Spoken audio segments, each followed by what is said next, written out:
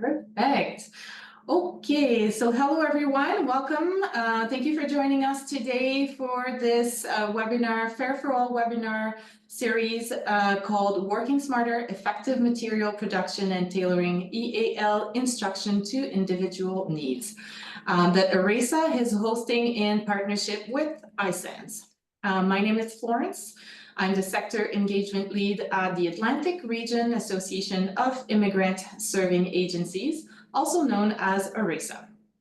And for those of you who are not familiar with ERASA, we are a nonprofit umbrella organization that supports organization in the important work of helping to settle and integrate newcomers into our Atlantic Canada communities.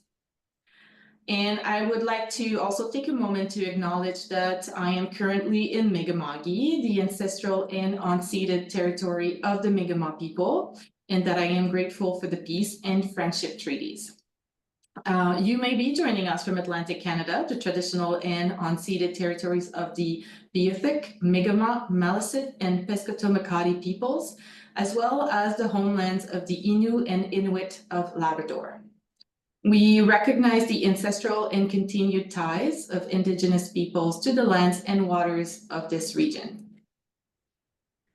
A bit of housekeeping items. So today we are happy to have interpreters with us today. So the meeting will be in English with simultaneous interpretation offered in French. To activate the interpretation, please click on the interpretation button at the bottom of your screen and choose your preferred language.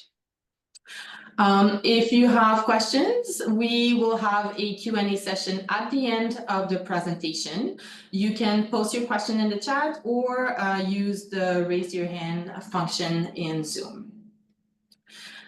So we will be sharing the recording of this after the event, as well as the slide deck. You will receive an email. It will also be on our website. And Naya, on to the best part. So welcoming Joni Kalambai and Saba Moharebi. We're very happy to have you both with us today to deliver this presentation. Johnny, to introduce Johnny, he has always been passionate about language education. With a professional background in software engineering, he is now combining his expertise and passion to build technology tools for educators. He is a developer of Roshi.ai, which is used by thousands of teachers to save hours when creating lesson material. Saba has been working as an EAL instructor at the Immigrant Services Association of Nova Scotia, iSense, for the past 2 years, building on her 14 years of diverse teaching experience. She holds a master's degree in education, as well as a master's degree in linguistics, and she is CELTA certified. Her teaching approach centers around creating meaningful, student-focused learning experiences. She enjoys incorporating technology to enhance both learning and teaching, and she uses tools like Roshi to develop materials that are tailored to meet individual student needs. Joni and Saba, thank you so much for being here today, and the floor is yours.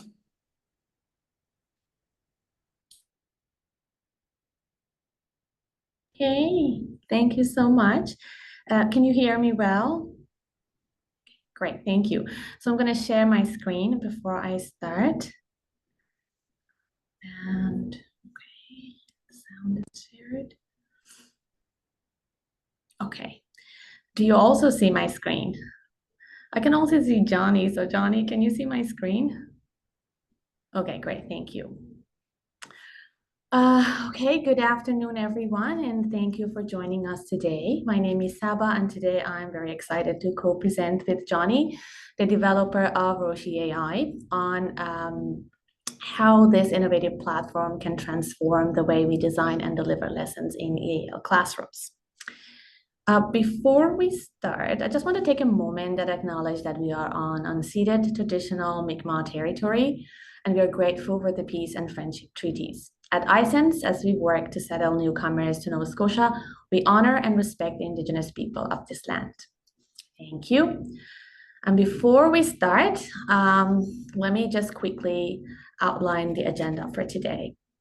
So we will start by sharing a very brief overview of what Roshi is and how it benefits EAL instruction. And then next, Johnny will demonstrate you how you can use Roshi to create and customize engaging, level-appropriate tasks and lessons for your students. And later, I will explore how you can easily share the materials and make them accessible for your students. And then Johnny will share some of Roshi's advanced features, which can take your lesson planning and delivery to the next level, really. And finally, we will open the floor for feedback and questions. Thank you. Okay, so before I share my experience with Roshi, I'm going to have a very quick introduction about myself. So yes, I hold a master's degree in education and a master's degree in linguistics, and I currently work as an EAL instructor at ISENS, the Immigrant Services Association of Nova Scotia. Our role is mainly focused on supporting language learning for newcomers, and I work primarily with one-on-one clients through the Language Learning Center, the LLC program. With over 14 years of experience in teaching English as an additional language, I am really passionate about incorporating innovative tools and strategies into my instruction to meet different learners and their diverse needs. And today I'm really excited to share how Roshi can empower both the instructors and the students in the language learning journey. So let's explore the potential together. Okay.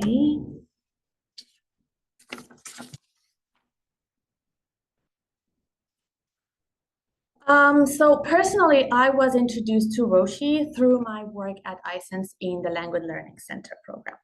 In this program, we are a very small group of 3 teachers who work with 6 different clients every week, and each client definitely comes with different language goals, different CLB levels, and definitely different learning preferences. So it definitely requires careful planning of the whole module for all these 6 students. So when I started using and working with Roshi, I quickly realized that its potential as a very powerful tool for generating personalized lesson content. This platform also allows me to design activities and tasks that are not only level appropriate, but also tailored to address the specific goals and real world needs of each of my students. And a very interesting point about Roshi is that it can save you a lot of time.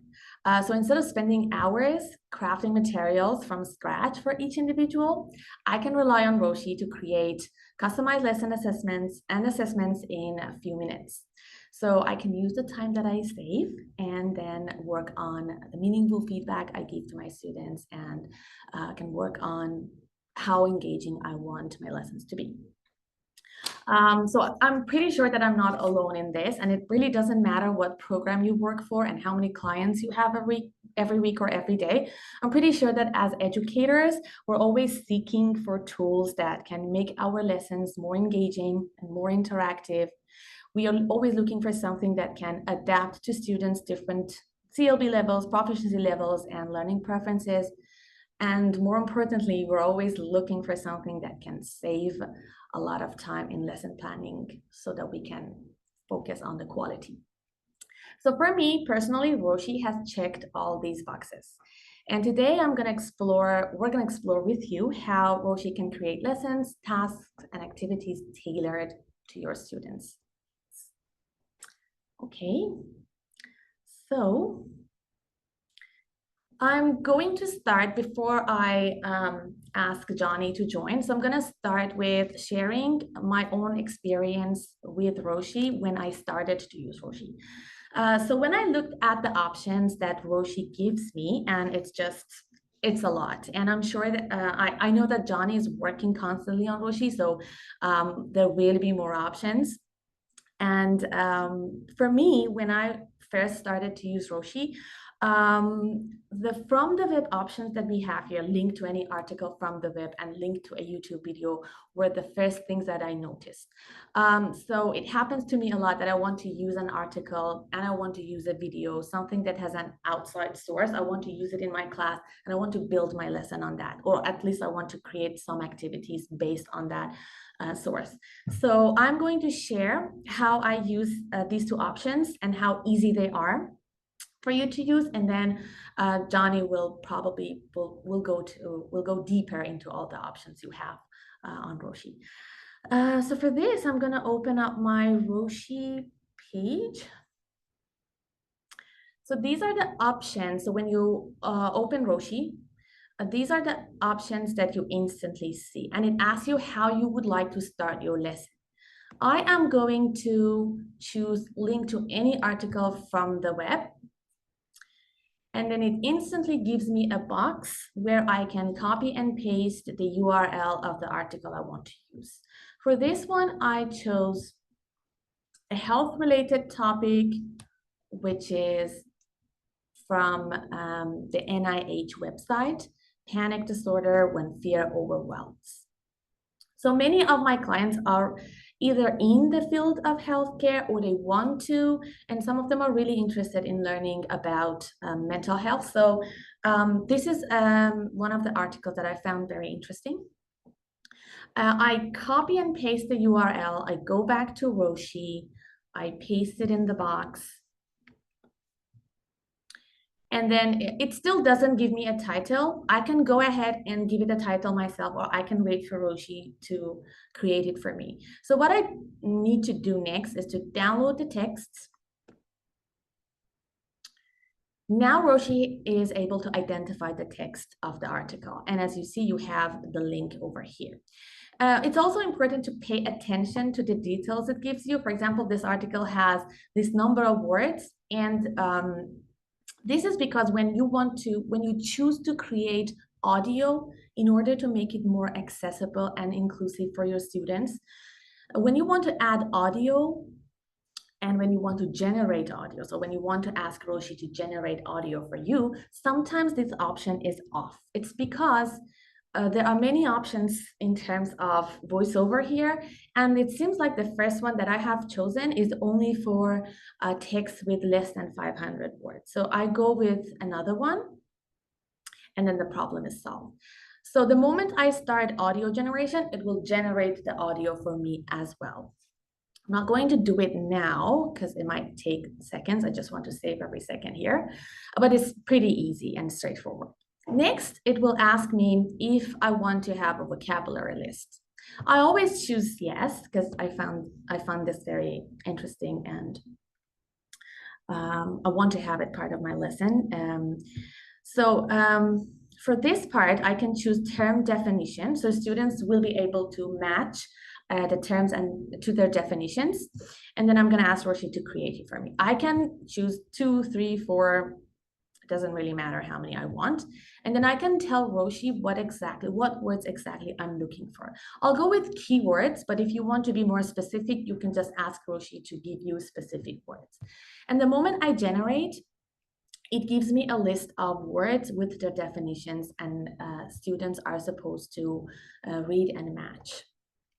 You can also generate image for each one. But what I have found really interesting here is that you can also generate audio for each term and for each definition. So you can choose audio, and then it will add audio. And later, when you want to share the material online, they will also be able to have access to the text and the audio as well. After the activity, the vocabulary activity, if I want to add more, I can definitely go for more activities. There are many options you can see. I'm sure that Johnny will in detail tell you how you can use them. But for questions, imagine I want to have some questions. I have the option of generic, CLB-based, and custom questions. I know CLB-based questions are very interesting. And I can choose the level of the students, let's say 7, and then it's a reading task. So I can also choose the competency area, which is probably comprehending information. And then I can also choose the criteria and then say how many questions I want from each of them. So imagine I choose this one. And then it will create the questions and answers for me. The questions, the answers are green. So the moment the students choose the answer, it will turn either green or red, depending on how, like if the answer is wrong or right. And again, you can have audio for all the questions as well. So you can generate audio. If you want to see how students will see the material, you can also go to the print view. And then you can go to the interactive view. So this is the text, which is pretty long. And then you have the questions. They can easily match them.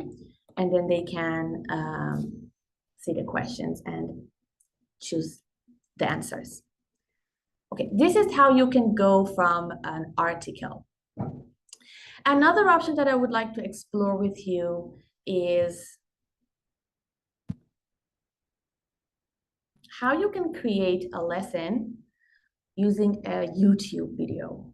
So you click on the YouTube video option, and then you see the box again. And this time I chose this. It's basically giving instructions how to deal with burns and how to prevent infection. So I'm going to just click and then copy and paste it in the box here. You will instantly see the video, but in order for Roshi to be able to identify the text, you need to download the transcript.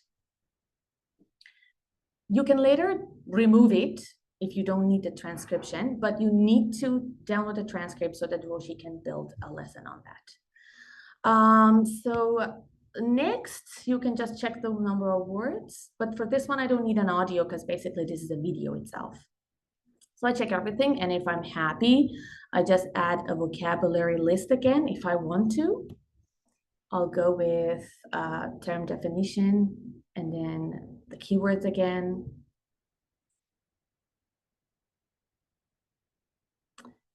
And again, I can have more activities. I can have questions. I can also create some other activities. So the moment you click on add content, you can create an image, you can create a dialogue based on this. You can basically go with any of the options here. You can even create a story. Johnny will go deep into these options with you later. So imagine I'm happy with my lesson here. So I don't need the description. So I'm gonna just remove this part. And I don't want to add anything else. So I'm good. I'm gonna remove this one. In real life, probably you need more activities, but for the sake of time, I'm just going to stop here. So this is basically, you can build your lesson or a couple of activities based on a YouTube video. And if you want to give information about the video, about the lesson, if you want to add details, you can always use the options over here. And I think we're good. Yeah, so later I am going to use these options, show you these options if you want, when you want to share the lesson. But if you want to have an overview of how the lesson look, you can always go with the print view. So if you print the lesson for students, this is what they see.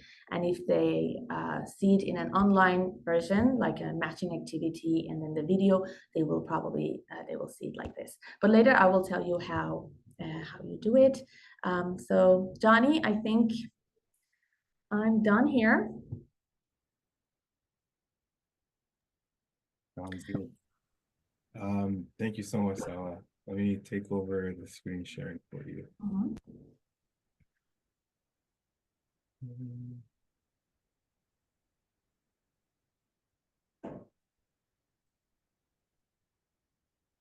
Can you see my screen?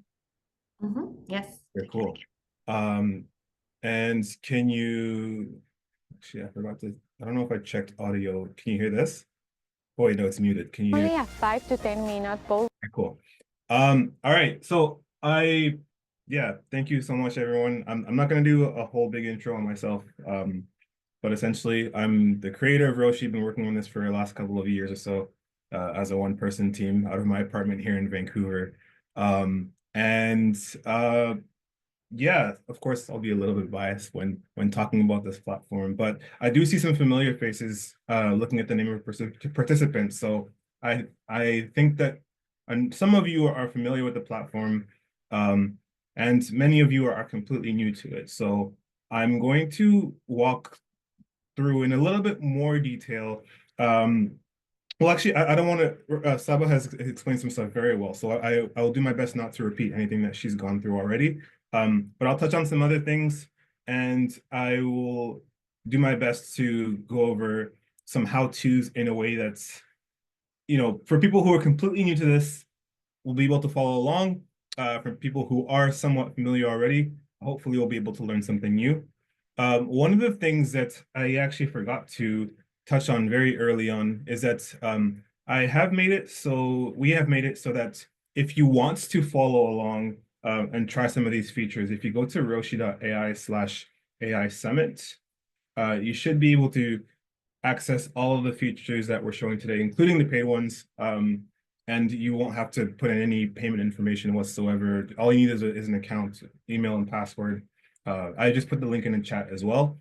I would recommend not following along right now during the presentation, only because you might find yourself lost. We're a little bit more familiar. However, on your own time, please take your time to try this stuff with your own work. Yeah, so once again, roshi.ai/AI Summit. I also put it in the chat. And I did see a question. We'll leave a Q&A till the end, but Bonnie, your question is relevant to what I'm about to go over, so I think I can probably answer it pretty quickly. And that's about the YouTube transcripts. So I'll go over in the next about 20 minutes or so some of the other things that you can create on Roshi. And once again, we're not going to cover everything, but we'll cover some of the main ones. So on the subject of YouTube videos, which Saba demonstrated perfectly well, one of the questions that came up was, okay, well then the transcripts have mistakes. How do you edit the transcript? To do that, you kind of first take a step back and understand Roshi lessons as a whole. So lessons are made up of, I call them tiles. You can call them sections, whatever you want. Those blocks that make up a lesson. You have quiz tiles, YouTube embed tiles, some other ones that we'll get into like dialogues and formatted documents. So when Saba imported the video, she created a YouTube embed tile and then downloaded the transcript in order to create a text tile. And oh, no subtitles for this video. Interesting. Let me try a different video then. Let me find the climate change one. That one's pretty reliable. Let me do this one here.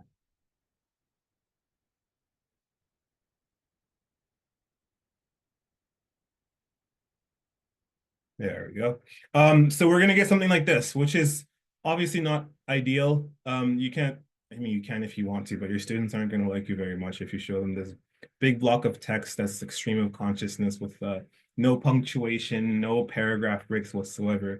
So to fix this is probably the easiest feature in all of Roshi, because if you have used ChatGPT, then this next part is exactly the same. So what you'll do is you'll go and click modify text and then put in a prompt just like you would on ChatGPT. No difference whatsoever. As a matter of fact, it is using ChatGPT in the background. So I'll say, for example, summarize in 2 to 3 paragraphs at an A2 level. If you want to, you could say, add paragraph breaks and punctuation and fix some of the spelling. So to fix the mistakes, you would just do something like this. You would prompt Roshi to do so. And you could also use the same feature to summarize it. You could use it to translate it if you really wanted to.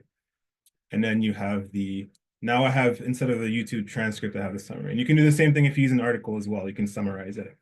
But just in that case, it's on you just to make sure that you keep the source in there, or add it afterwards if you want. Okay, hopefully that answers your question, Bonnie. And speaking of translations, actually, if you want to do translation, you can also use this feature here, translate. You can pick a translation language. Let's do Korean. And it's going to add a translation for you. Saba described vocabulary, which is perfect. So I won't talk too much about that.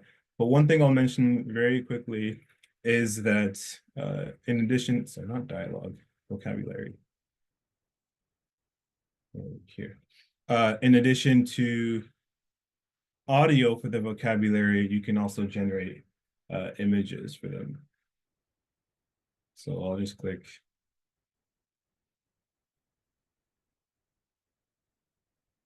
If you just find the generate image button, you can generate, I don't know, let's say whatever it comes up with for greenhouse gases. If you want to, you can also greenhouse. You can also specify the image style. By default, it's going to be flat illustration, but you can change that if you want to have something like, I don't know, photorealistic or cartoon or sketch or something like that. Whatever fits the style of the lesson that you want to have. And if you have vocabulary, if you have images for all of your vocabulary items, then you also have the opportunity to create image to term to image matching exercises. Okay, one really common thing that I get a lot is, okay, well, how is this different from ChatGPT? Hopefully, it's some of the ways have been explained already, which is the fact that you can create more interactive material. I think Saba will highlight it more once you get into actually how you share the material. But another thing is that you can create voice dialogues, and those dialogues will include not just the dialogue transcript, but also the different voices. So I could say something like, two friends discuss their job hunting experience. And I can specify how many terms I want each speaker to have, and I can specify whether or not I want to include audio, and I can specify the language spoken in each of these in this dialogue as a whole. So this could be things like complexity, register. Imagine you were a director directing people to have a simulated conversation. How would you want them to talk? This is what you'd specify here. And if you want to, if you already have a transcript that you just want to add voices to, you can just paste that here, and it's going to generate the dialogue based on your given transcript. So then you just give it a few seconds. It's going to create the dialogue line by line, which you can edit afterwards if you want. And it's also going to create for you the voices. Hi, Oscar. How is your job search going? You can hear that, right? Yeah, okay. Hello, Amy. It's been a bit challenging. I've applied to a few places, but haven't heard back yet. Okay. Another thing that you could do, and this is a thing that I think I probably could do a better job of highlighting that, but one of the things that you could do is you can change the voices of each of the speakers. And some of the newer voices, which is the ones that say top here, actually allow you to change how each person speaks. So if I choose this one here. Hi, welcome to Roshi. And select it. So first I'm going to regenerate the audio with this voice. I'll just click generate audio. And I've updated the audio to have this new voice. It's going to update not just the line by line audio, but also the audio in its entirety, the 30-second MP3. And if I listen to this one here, for example. Hello, Amy. It's been a bit challenging. I've applied to a few places, but haven't heard back yet. If I want to specify that, if I want to change how this person talks in a way that's a little bit more granular than just the voice, this comes up a lot. Teachers say, oh, how can I get my speakers to speak more slowly? So with the top voices, you can actually, when you prompt the audio to be generated, and this is only on line by line level, not for the whole dialogue, you can generate audio and add instructions for the AI on how to talk. So, for example, if I want to have the speaker say, "Hello, Amy," in a very excited voice, and then pause, and then maybe they want to have a sigh before "haven't heard back yet," something like that. I could actually add those instructions. So I'll say, say hello, Amy, with enthusiasm. Oh, and cannot spell today. Then drop the energy for the rest of the line.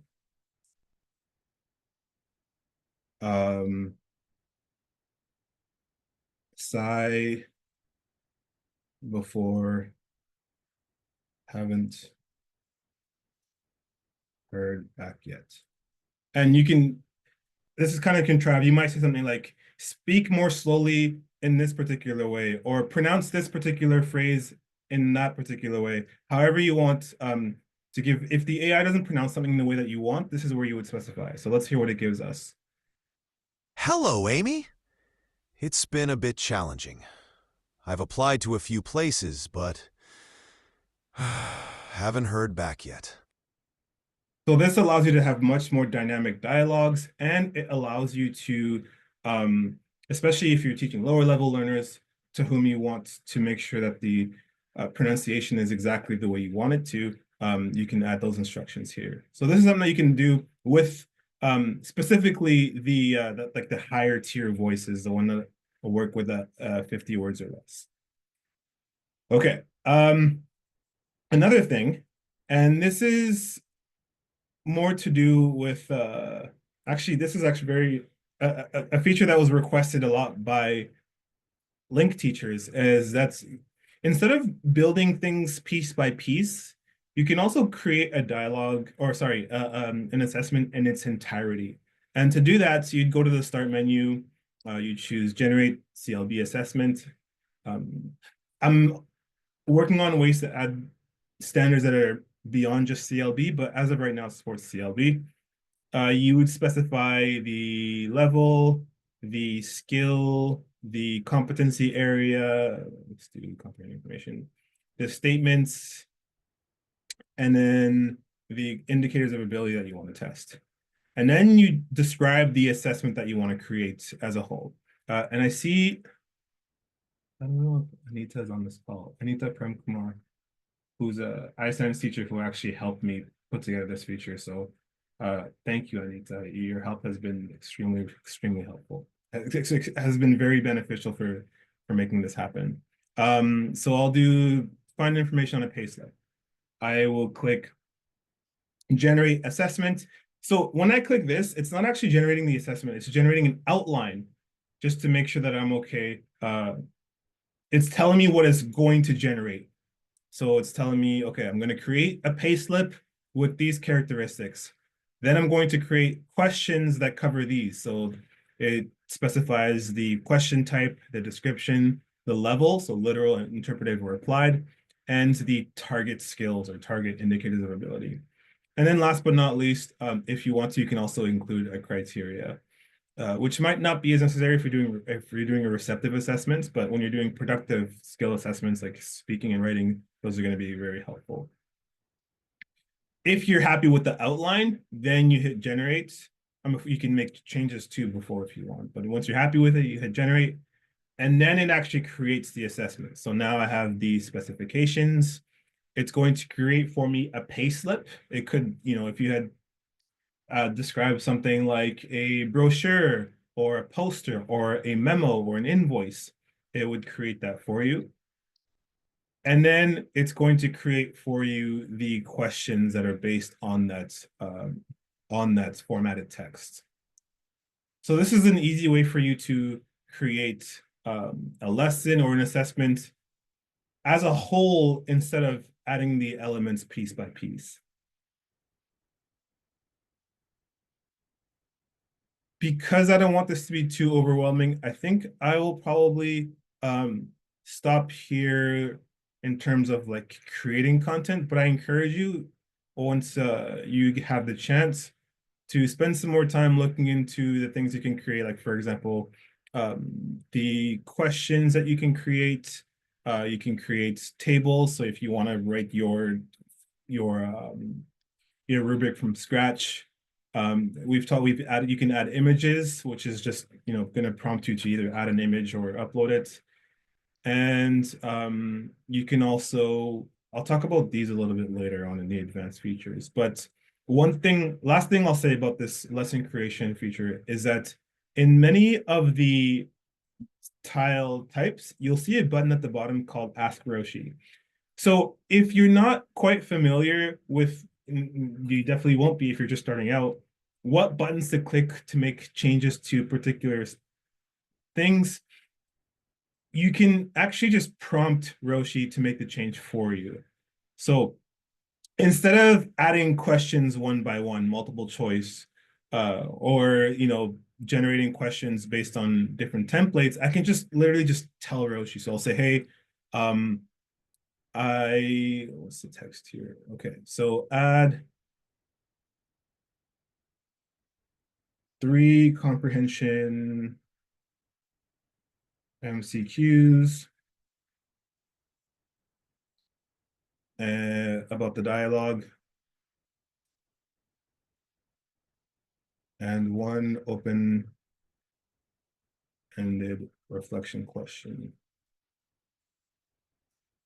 Ask Roshi, and it's going to just create those for you. And if you're asking for something that it can't do, it'll just, can you activate voice commands? No, that's something that I'm working on, actually. That's a really good point.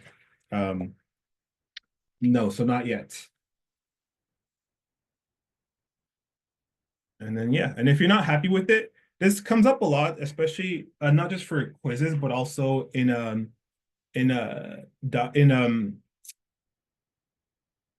vocabulary. Sometimes the words you want are there, but the definitions are written at a level that doesn't quite fit your lesson. So instead of going in and individually editing each of the dialogue, the vocabulary terms, you can ask Roshi to do that for you. So you could say, simplify the definitions, simplify definitions. To answer your question, right, it works with ChatGPT. So ultimately, whatever languages ChatGPT supports, it should work on this one just as well. And add an example sentence to each.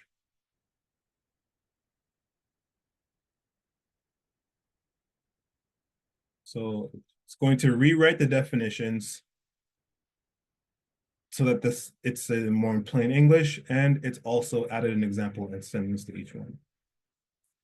And I'll leave it here. A big part of why Roshi teachers find Roshi helpful are using the free version. No, I'm using the paid version, but if you want to try it, you could do so just at roshi.ai/AI Summit.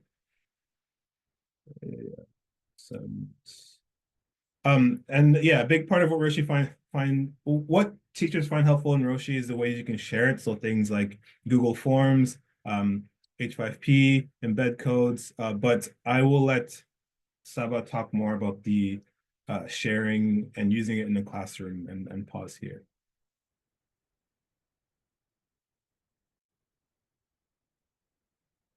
Go ahead, Saba, whenever you're ready. Hey, thank you, Johnny.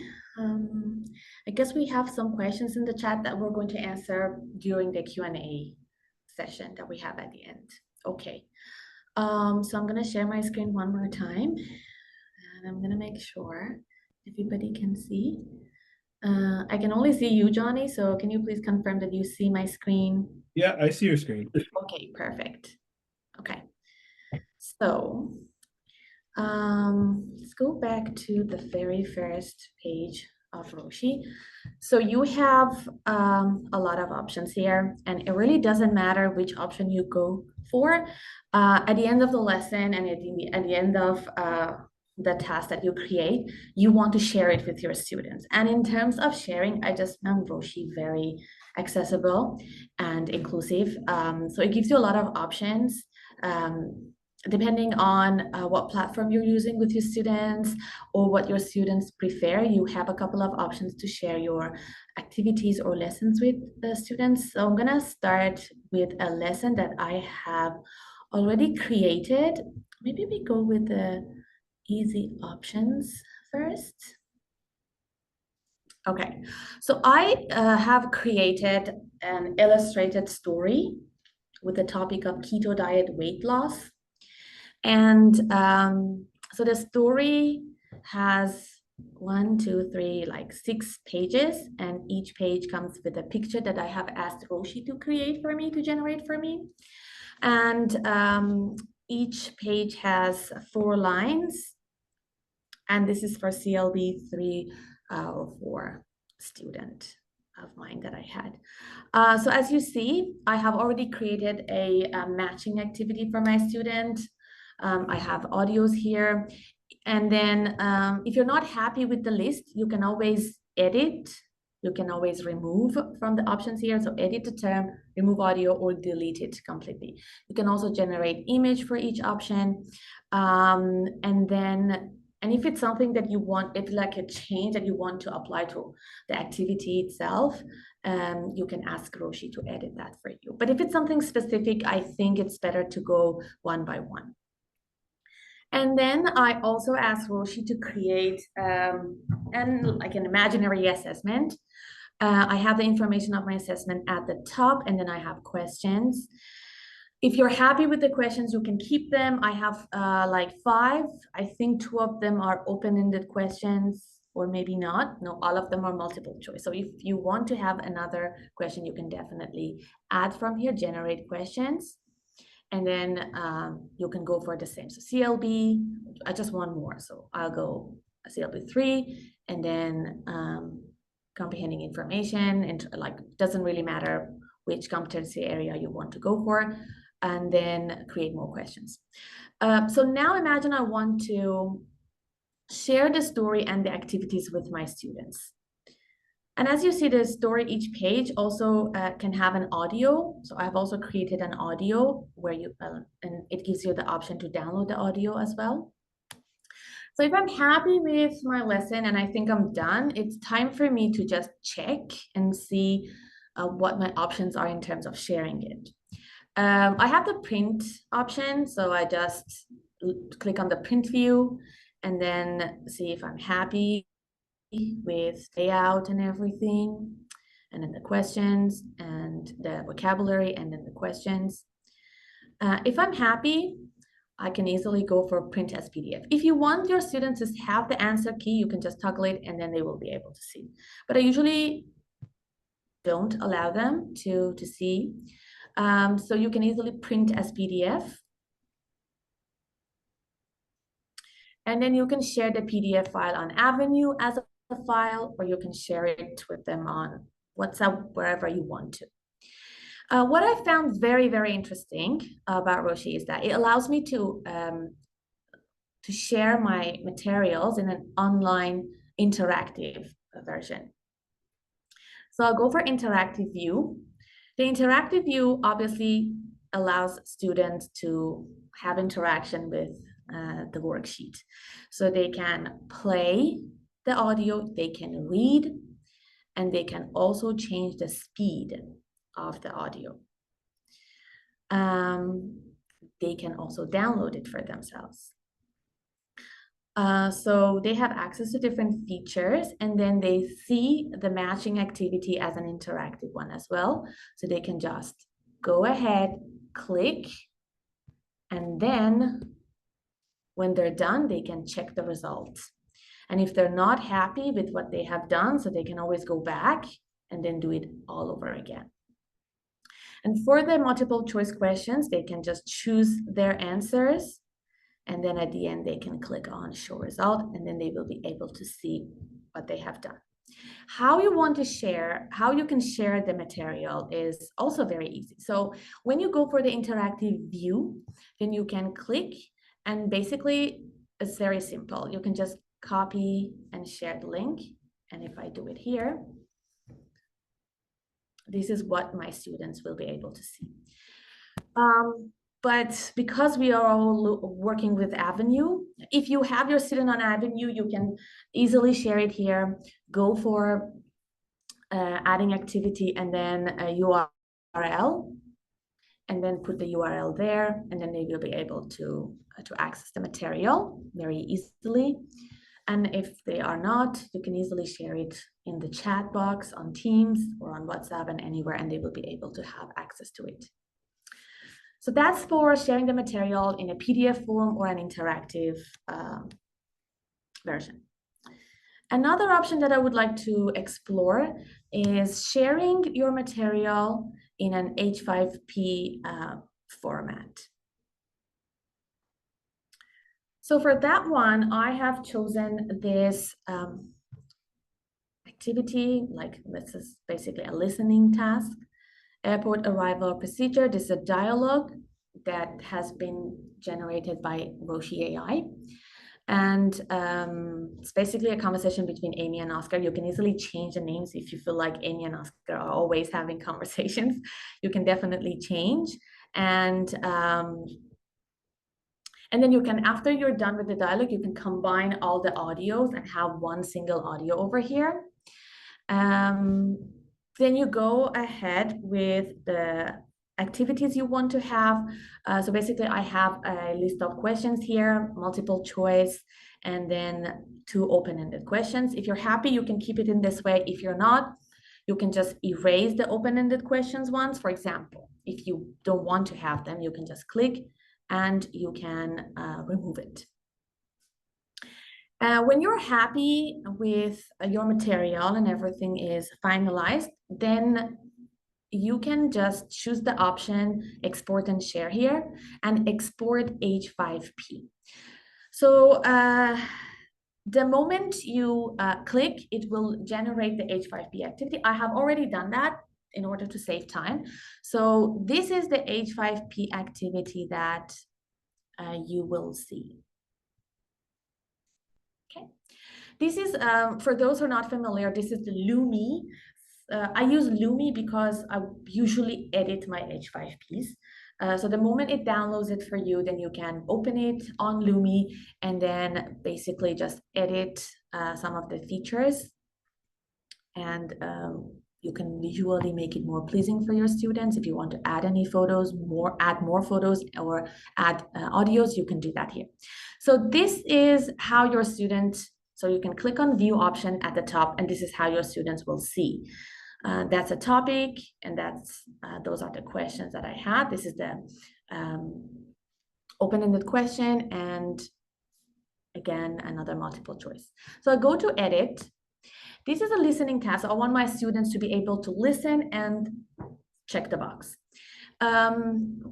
Initially, when you download H5P from Roshi, it does not include the audio.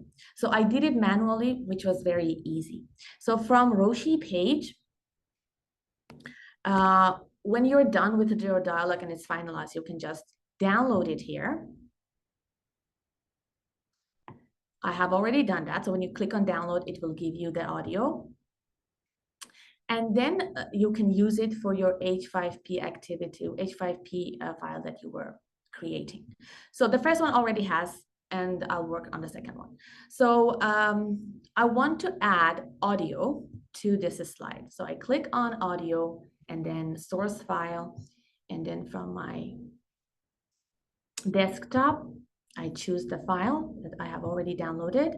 And then the only thing I need to do is just to drag and drop it wherever I want it to be. And then you go on the view option at the top, and then you check. Hi, Oscar. I'm a bit nervous. Can you tell me what I should do at the airport? Listen to the audio and check the box. And then when you want to share, you can just save your H5P, and then you have it on your computer. You go on Avenue. I have already created a test section, and then I add activity, and then I click on H5P, and then I just need to drag and drop my H5P file, and then it will be there for my students.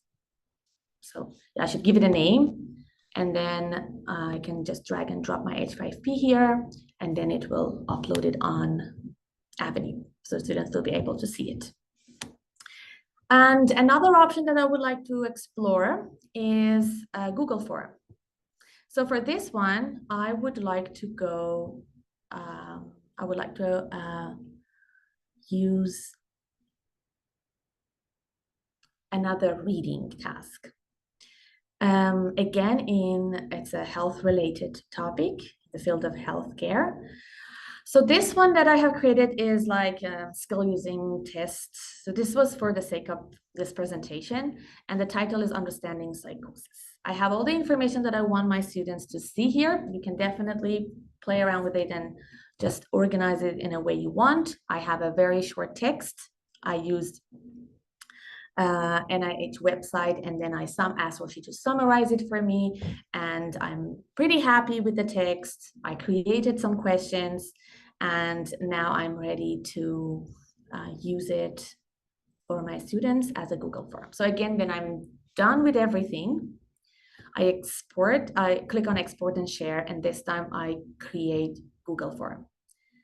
It will generate the form for me. What I need to remember here is to make a copy, because as Roshi said, it's going to disappear after 10 minutes. So make sure you make a copy when it creates the form for you. So I just click on the link,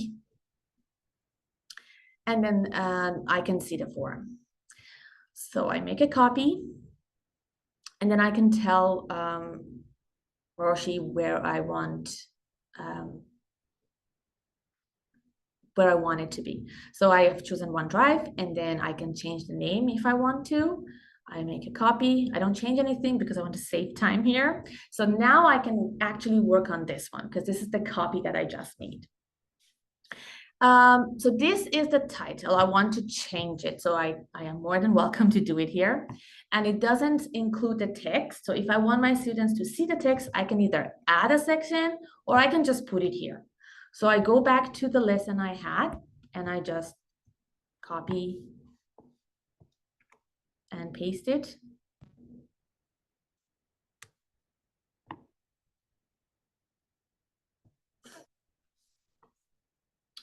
And if I'm happy with the layout and everything, I click on publish and I publish it.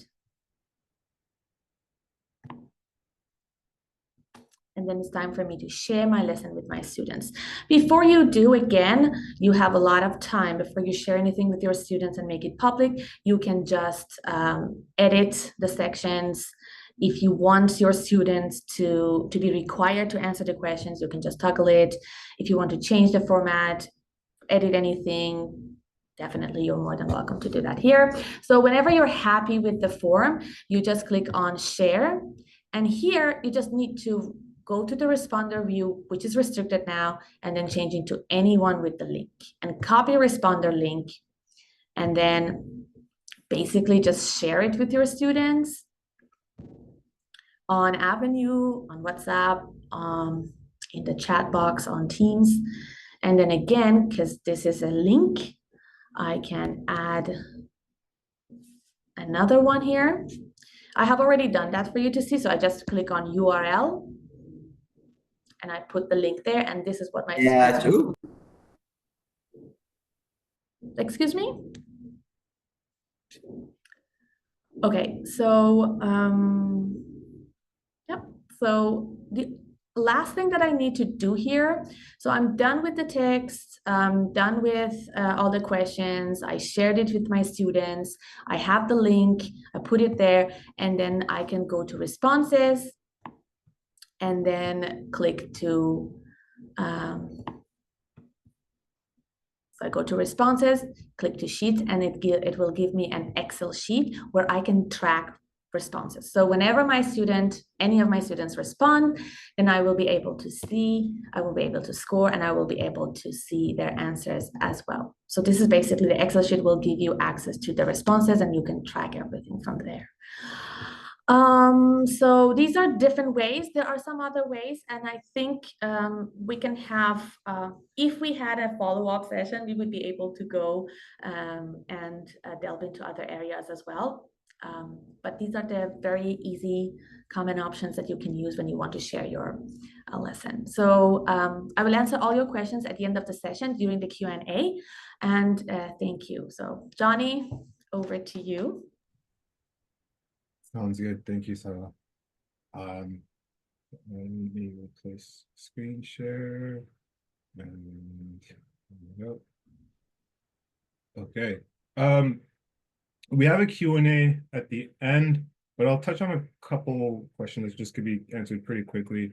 One was about the languages, sorry, not the languages, the accents.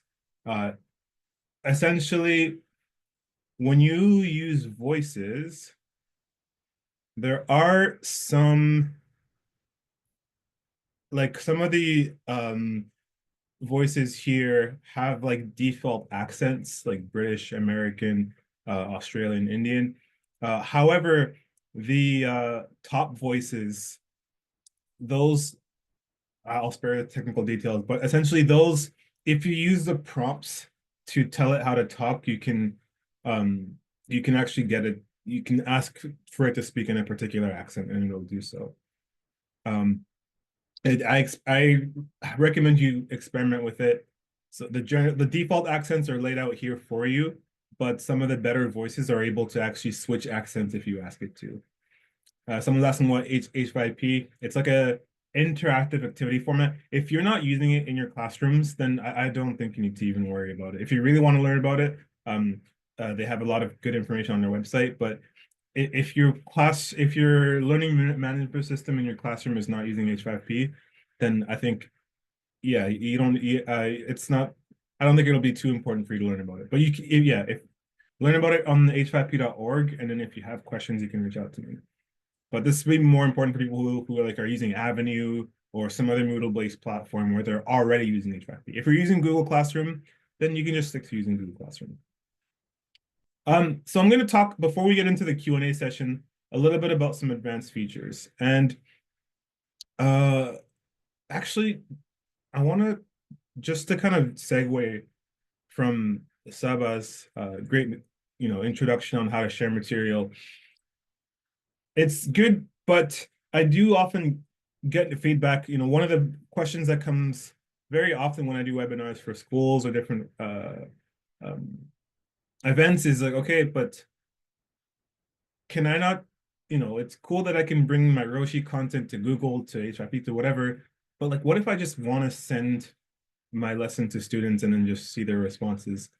So that's not ready yet, but it is something that I'm currently working on because of so many people have asked about it.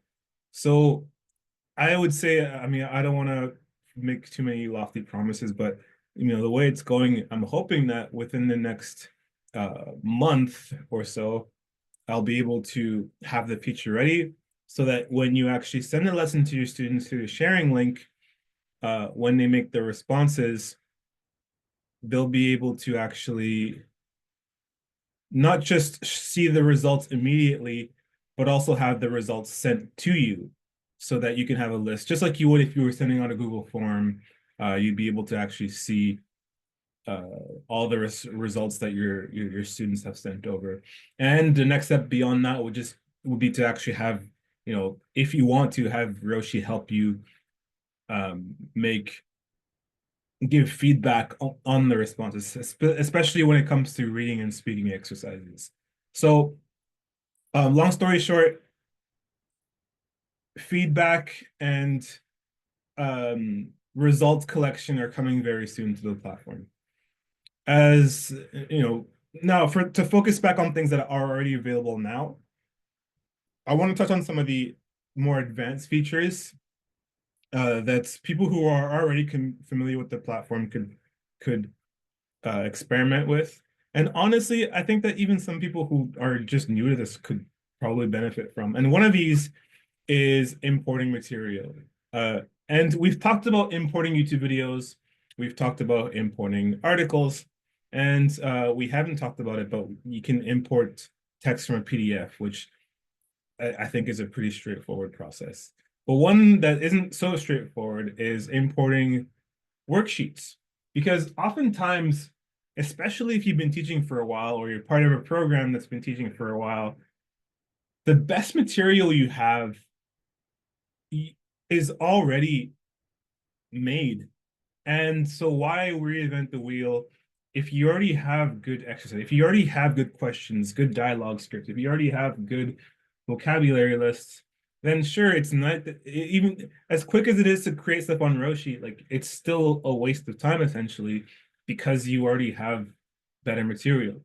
So what Roshi allows you to do is actually repurpose your existing content. So let me show you with an example. If I take this, let me see, figurative language quiz.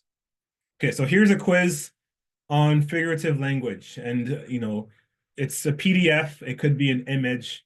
You can get it from a textbook. You can get it from, I don't know, a piece of paper that you have lying around. You can get it from a picture of a whiteboard if you've written it well enough, as long as it's legible. And what you can do is you can turn this into a multiple choice quiz on Roshi without having to type out all the questions manually or do a bunch of copy pasting.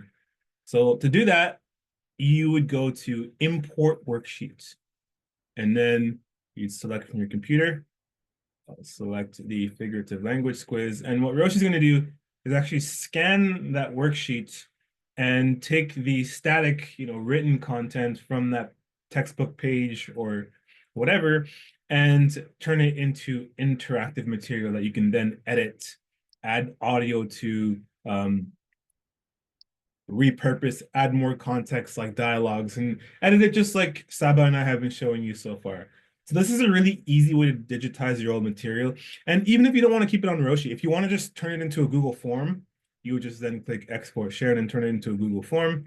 And essentially what you've done is you've taken an old textbook quiz and turned it into a Google form in a matter of seconds. So it's a really good way for you to repurpose old material. You can do the same for dialogues. If I have, let me see, I have a dialogue of someone booking a flight. I can take that dialogue and follow the exact same process. Select from the computer. So it'll recognize multiple choice questions, fill in the blank questions, close, fill in the blank questions, open-ended questions, dialogues, and also vocabulary lists. So it's a really easy way for you to digitize those to repurpose them for, mix them with other content.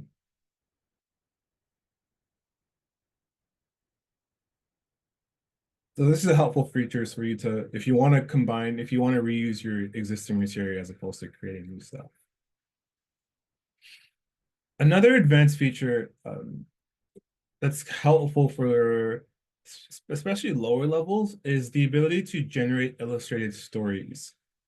Can you give an example of using embed code for sharing a lesson?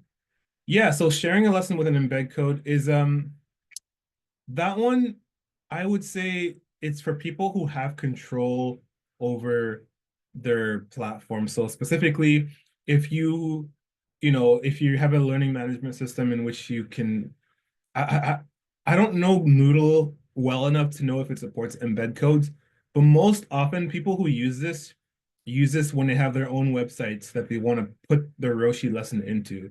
The view they're going to get is exactly the same as they would on a sharing link, which is this one here. Oh, there you go, Moodle supports embed code.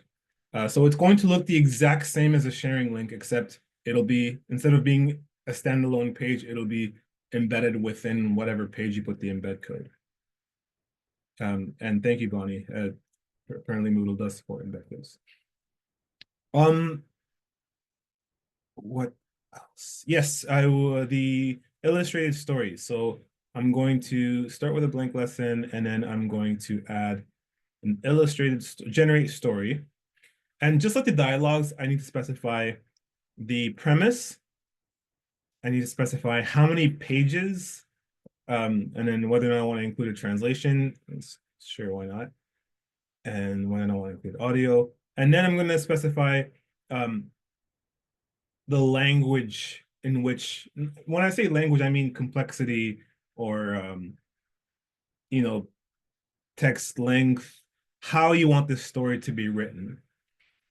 And for example, if you say, you can say something like each page is 2 paragraphs written at an CLB4 level, something like that.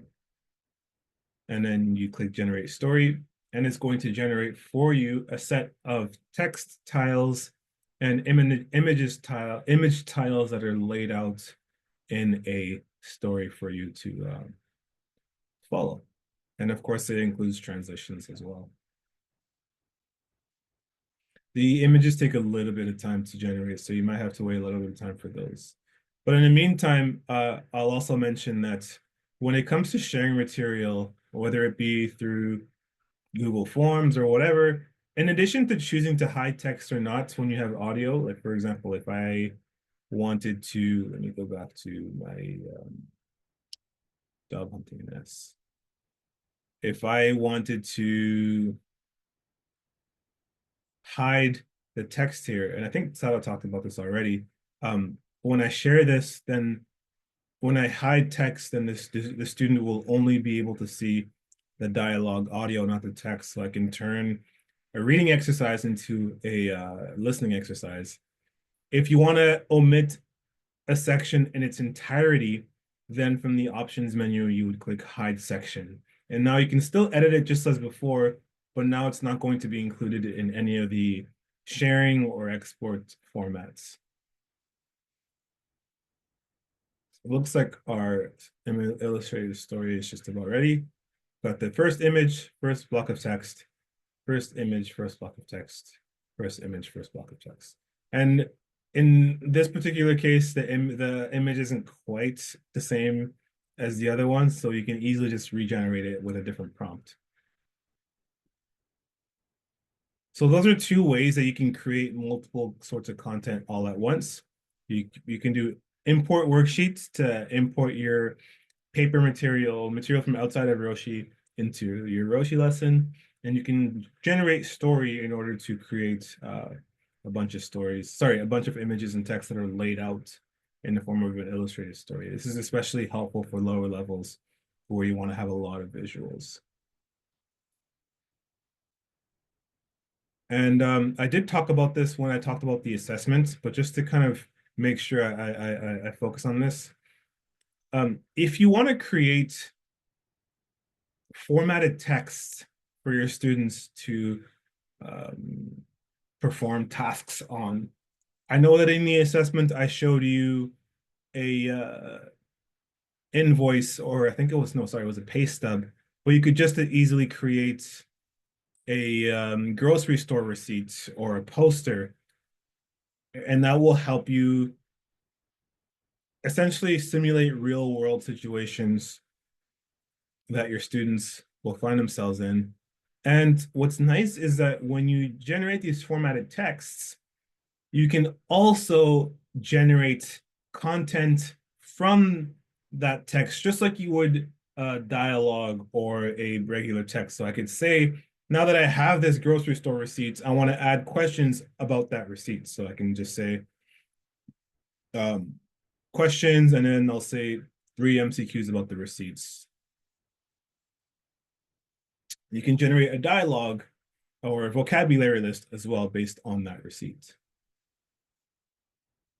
And I think I'll stop it here. We got about 20 minutes left, and I want to make sure that we have time to answer any questions. So I'll stop here, and I'll stop sharing. But actually, before I stop sharing, we covered a lot. This platform, honestly, like especially some of you, I think, including Janice, have been supporting Roshi for like quite a long time. So you probably remember when this was just like a really basic like platform that lets you do not a whole lot more than just like simplify text and add a couple of questions. It's only gotten to this point because of suggestions and feedback from teachers. So please, if at any point during the last hour and 10 minutes you thought to yourself, oh, it'd be nice if you could do this, or I wonder if we could do that, please do not hesitate to send me an email. I'll put my email here, johnny@roshi.ai. And I will also, it's also going to be in the slides. yeah, please, it's only gotten this far because of feedback and suggestions, so never hesitate to reach out. And Janice, no, not yet. As of right now, I'm working on that because it was highly requested. Um, I'm working on ways to allow you to organize your lessons. Folders is not going to be available right away, but one thing that's coming very soon is tags. And so when you add tags to your lesson, then when you search, you'll be able to search for lessons by tag. So those tags can be of whatever nature you want them to be. It could be about levels, it could be about topic, it could be about whatever. So soon, ways to organize your lessons are going to be available. And when I mean soon, I mean within this quarter. So before March 31st, probably well before then. Okay, I'll stop it here. We got 18 minutes left, so I think we'll take the remaining time for Q&A. Well, thank you so much, Johnny and Saba. I see a few questions in the chat, and some of them have been answered throughout, but maybe we can circle back to Nancy's questions around, can you voice activate commands? Yeah, not yet. It's something that actually it's come up a couple of times. No, but it's on my list. It's on the list of features to add, which is voice input. One thing you can do for voices, you can use voice input for text. So let me show you. Actually, if I share my screen. So when you're actually creating lessons, you can add content using your voice. So if I go to, actually, I can just do it here. Text and import text. I can transcribe audio. Today, I'm presenting about Roshi, which is a platform that teachers use to generate lesson material. So you can then transcribe that. I think yeah, I missed the first couple of seconds because I started too early. So you can transcribe your voice to create content. But there isn't yet the ability to use your voice to enter prompts. I mean, if you really wanted to, you can just like use this and then copy the text into a prompt, but that's an extra step that I don't know if you really want to take. But yeah, short answer is not yet. Thank you. Another question in the chat is, how many languages are available on Roshi right now? Roshi uses ChatGPT for a lot of its features. So essentially, whatever languages ChatGPT supports, Roshi will support, which I believe is quite a few. Thank you. From Sarah, is the feature for digitizing materials available now? Apologies, I had to step out for a minute. So I think maybe that would be a yes, if I'm correct. It is. Perfect. And tying in with, I believe, someone else's question. So Yibov, are you using a free version, which you hinted at? You put in the chat the link to be using the advanced version for a 14-day trial. So maybe could you let us know if the difference between a free and a premium version in a snapshot? Yeah. So if you go to roshi.ai/pricing, there's a few points about the differences.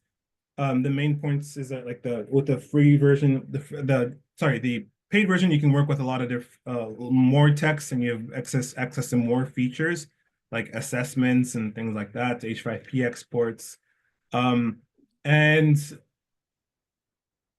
yeah, check it out. And if a lot of people, especially some people on this call right now, actually have Roshi for their organization. So if you're interested in having Roshi for your organizations, like as a team, and you want to be able to share team lessons, just reach out to me, and I would be happy to set your team up, like you and your teachers and however many people you have, so you can pilot it for a little bit of time at no cost whatsoever, so you can see if it works for your team. So yeah, if I know, teachers shouldn't have to pay for software out of their own pockets. If you want to get it for your organization, just reach out to me, and I'd be happy to do like a workshop and a trial period for you and your team. My email is there in just up a few messages. Thank you.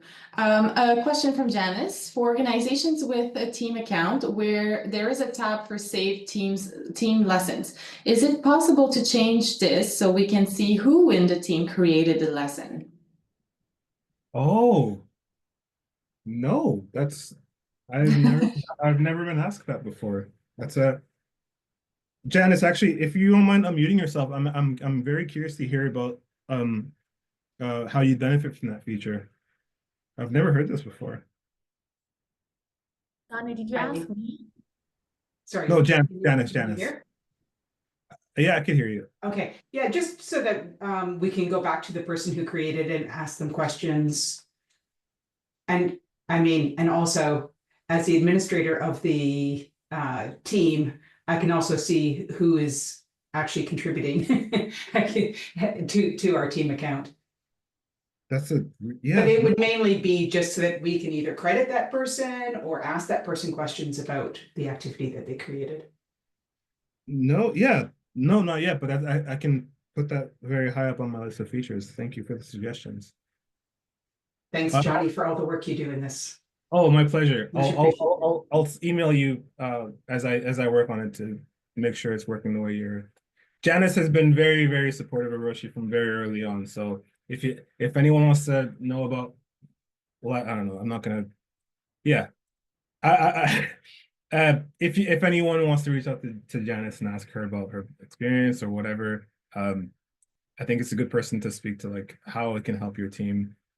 But yeah, thank you, Janice. That's a very good suggestion. You've given me many very good suggestions that have made this a very helpful platform. So thank you. Thank you. Another question from Denise. Does Roshi create a citation for reading URLs that are input? What is the correct way to cite materials that use copyrighted materials from the internet? Saba, you can take this one. Yes. Well, this is exactly my concern whenever I'm using a source. So for me, it was like I have the link, and if I want to add any information, I can always click and then add my information. I also asked Roshi to create the citation and the reference information for me. So what I have done so far is that when I'm using a text, I have the information, so I can just confirm with what Roshi has created for me. So I give prompts to Roshi, I give Roshi the link, and then I say, okay, I need the citation information, the reference for this article in an APA style. And it did create the reference for me. But this is not an exception. Roshi is not an exception. Whenever I'm using generative AI, I'll always go back and check the information, making sure that everything is correct, like the date and everything. So it might not be able to read the date. So if you have that information, it definitely gives you the template, which is great. And then you can just go and find the information and put it in the template for yourself. And if I'm using H5P, if I'm creating if Roshi created the image for me, I always add that information, like this picture was created by Roshi. And if I'm using a source, I just put the link there and then give the information. So definitely Roshi can help you with the template. And you just need to find the information. If something is missing, you find the info, like the dates and so on, you can just find the information and put it there. Thank you. Question from Sarah. Intellectual property question. Who owns the outputs created with Roshi?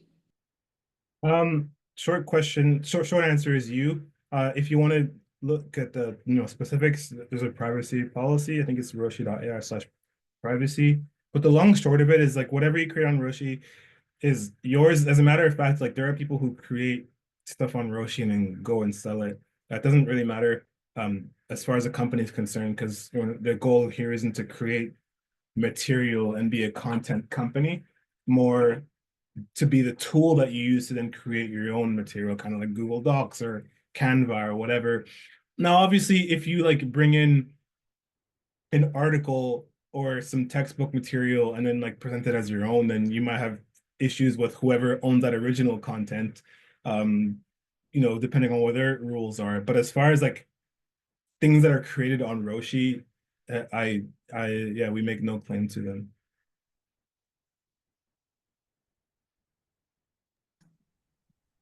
Thank you. I don't see any other questions in the chat unless I missed someone. I apologize if you could just please put your question again. And just looking at our audience, we don't have any raised hands. So again, if people have questions, please put your questions in the chat, or you can also raise your hand function. It seems that Jenny might have issues reaching or opening the link that you have in the chat. So is there, just for everyone's knowledge, is there a better browser to use, Roshi? Do you know if it makes a difference to use Google Chrome or Edge or other? I think Jenny was able to figure it out in the end, different browser. Yeah, I'm So not sure on why. Edge. Edge, okay. Yeah, Yeah. Edge works fine on my computer. I'll check again later with Google Chrome and see. I don't know why it would work on one and not the other, but it's the way it is right now on my computer. So If you run into any more issues, if anybody else runs into more issues, I'll put my email in there so you can reach out. I am the tech support.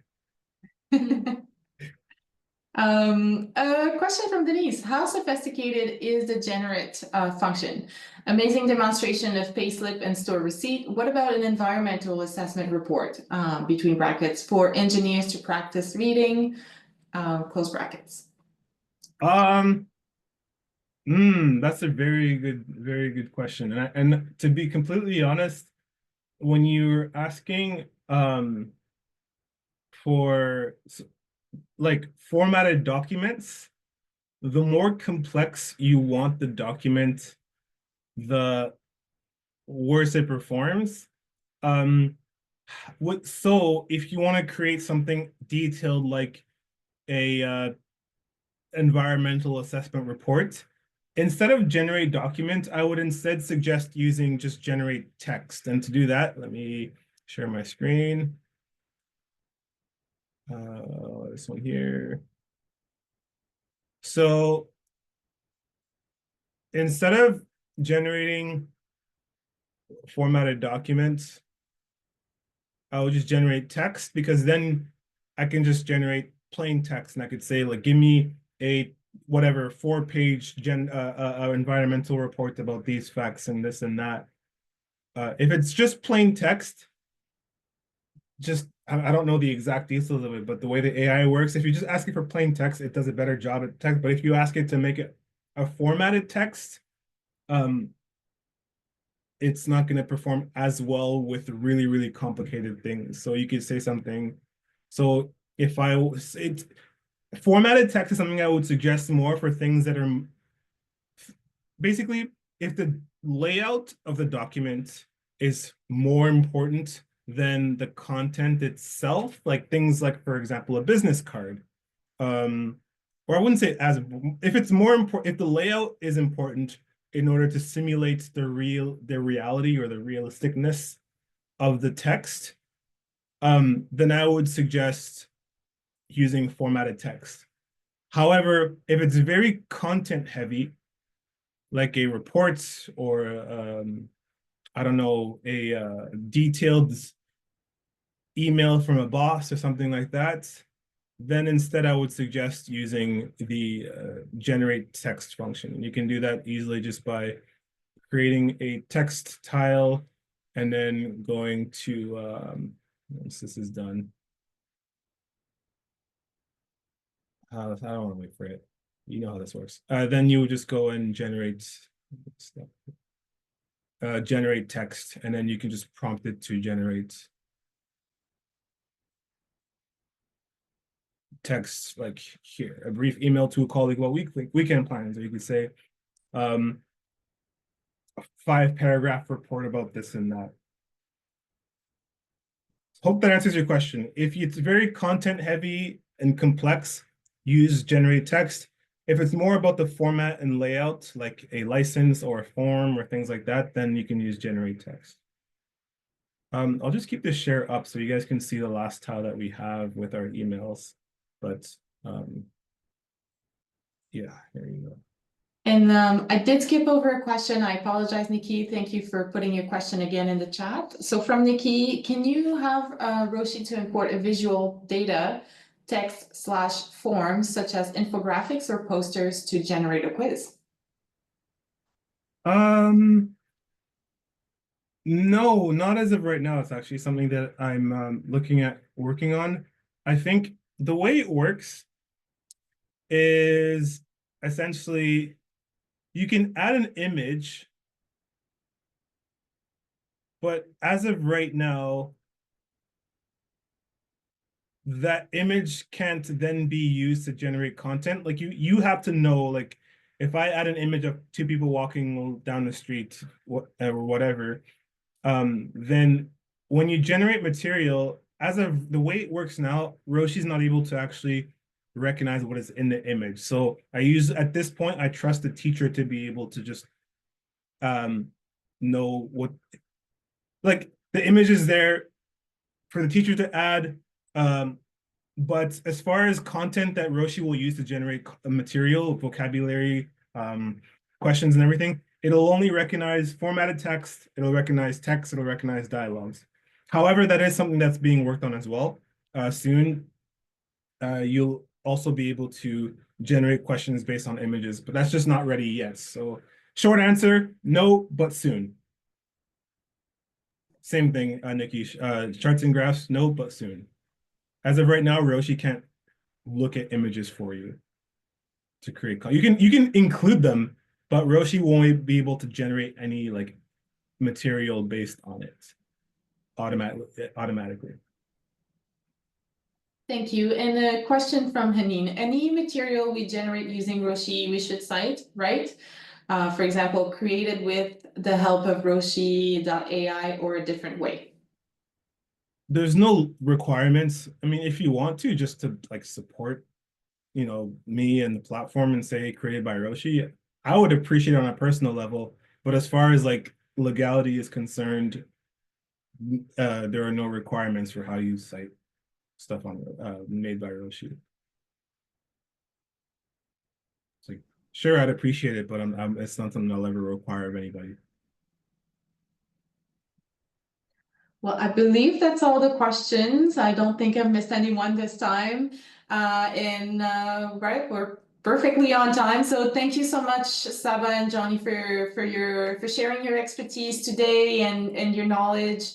I was quite impressed with the function of where you could change the intonation of the voice. I've never seen this in action before. So thank you again so much. I want to also say thank you to Isabelle and Junior for the interpretation. Again, we will be sharing the content of the slide deck and also the recording on our website later on this week. And we also have our registration open for next webinar. So please join everyone again and also take a moment to fill out the survey, please. It always helps us to, we want to hear from you. We want to make sure we make better, so we do better. So thank you so much. Thank you so much, Johnny and Saba again. And thank you, everyone. Thank you, everybody. Thank you so much. Thank you. Enjoy the rest of your week. Bye.